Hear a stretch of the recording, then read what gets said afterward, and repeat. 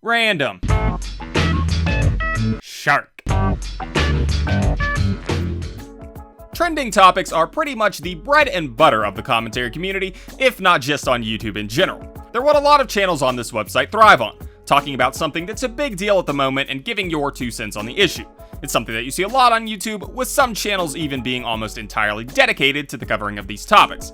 Now, I've talked a bit about trending topics in the past, and I still believe what I said in my older videos. I don't have any real issues with the covering of trending topics. I have issues with people who cover a topic and don't delineate enough from that topic in terms of giving their opinion or bringing new relevant information into the conversation. And again, as I've said before, when someone's crossed that line of adding enough to a topic is open for interpretation. People can claim that when I've discussed trending topics that I've not added enough, and while I disagree, it's not an opinion that can really be fought because, again, it's subjective. But that's not what I want to cover in this video, because I've already discussed that in the past, and while I may have had minor changes in my thought process, for the most part, my opinions are unchanged. With this video, I want to discuss how trending topics are shaping the commentary community, if not just the entire site in general. Now, it goes without saying why trending topics are such popular talking points for channels on the internet, but in case you've somehow never managed to put the connections together, it's the views. Views equal subscribers and money. Money equals all of the holiday season video games you could possibly want. For an example, you don't have to search hard. Just click on my channel and you'll see that far and away my most popular video is my recent one that I did for the RiceGum response to iDubbbz's content cop on him. And even just below that is a video that I did 8 months ago on a topic that was quite big at the time of the whole zap tie situation. These videos far outperformed my expectations, and while I personally thought they were solid videos, they weren't videos that I took a load of time working on. For my RiceGum video, I put it together over the span of perhaps 6 to 7 hours. For my zap tie video, I don't really recall the length of time, but I believe it was maybe 1 to 2 days after the End episode of the Hot Wetsuit podcast, because I went back and forth on if I even wanted to make it. But the point being, they weren't overly impressive in terms of production value. Their biggest draw was the time frame in which they were released. Both released shortly after the events they covered, people wanted to hear opinions on those topics, and since the topics were new, the supply of people who had covered those topics were quite sparse. Thus, when people were searching up those topics, they only had a select few options. Less with the zap tie thing because it wasn't a big topic outside of the commentary community, but with RiceGum's response, you're looking at a few commentary videos and a sea of reaction videos. Like Soulja Boy, but actually, yeah, you're exactly like Soulja Boy. Hey. I like Soulja Boy. Soulja Boy is like one of my favorite artists right now, and has always been and will forever be one. Don't play Soulja Boy, bro. Now, the problem with this is that it creates a rush to put out a video to capture the biggest audience possible for that topic. For reaction channels, there's no real editing or anything, nor is there any thought or research put in beforehand, so it's just who can get it out the fastest. And spoiler alert, this guy won with nearly 850,000 views for a reaction video, which is just unreal to me. So a black dude motherfucking sitting down watching a produced work. This fits a stereotype that iDubbbz clearly fucking hates. But for commentary, it's quite a bit different. Because for one thing, you run the risk of not having all the facts about a video and releasing something that's inaccurate or not well thought out.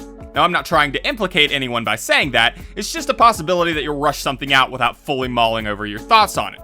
For example, not a video, but Leon Lush put out a tweet saying that RiceGum's response to the content cop wasn't that bad. And I'm not saying that he can't have that opinion or anything, but he later sort of recanted his statement, so obviously if he'd have rushed out a video on it without fully thinking about it, there could have been flaws in his logic.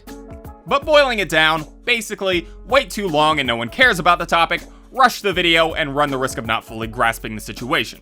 But that's not the only issue, or even the biggest issue with trending topics. A bigger issue, I think, is that, in my opinion, it's causing a very stagnant state of originality. By that I mean, there's videos that I've spent probably the greater part of 3 or 4 days working on. For instance, a video like Blue Knight Jake Paul. There's a lot of time scripting, editing, and recording. So for it to only get less than 2% the viewership of my video on RiceGum's response, it makes it a bit unenticing to follow through on a similar sort of project.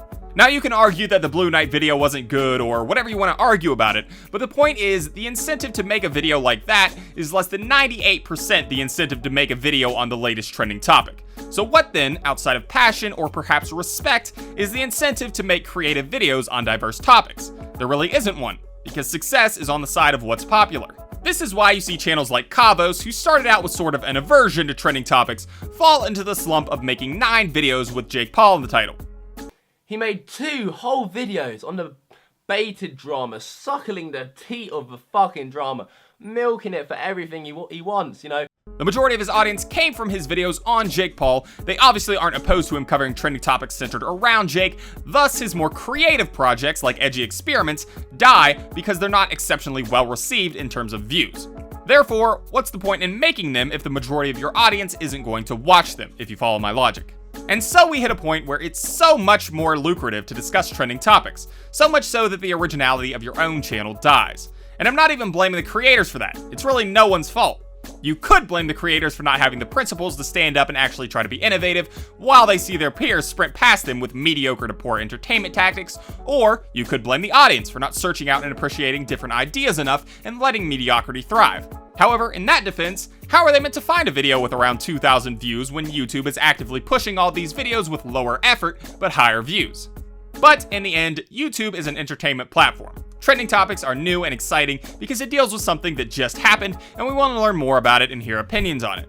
Most creators want to make videos that their audience appreciates and keeps them engaged. It's a cycle created by all parties. Audiences that don't mind the mediocre, creators that want to be successful, so much so that they don't mind being mediocre, and YouTube being a system that can only gauge videos by their numbers, and so it pushes content that has those numbers to back it up. It's a complex cycle that, in the end, pumps out a result of trending topics reigning supreme.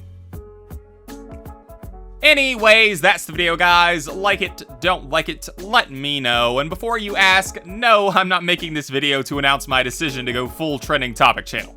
I'm making this video because my last video hit so much bigger than I ever anticipated it to, so I just wanted to talk about trending topics a bit since that's the type of video that it was. And thank you to everyone who supported that video. It went way beyond my expectations of what it would ever be. My biggest hope was that it would get like 20k and rival my Zap Tie video in terms of reach, and obviously it did way better than that, so thank you all for that. And thanks to everyone who subscribed from it. I hope you enjoy the channel. The next few videos will be Shark Suit Halloween related things, so hopefully you guys will enjoy that, and Shark Pride for life, bruh.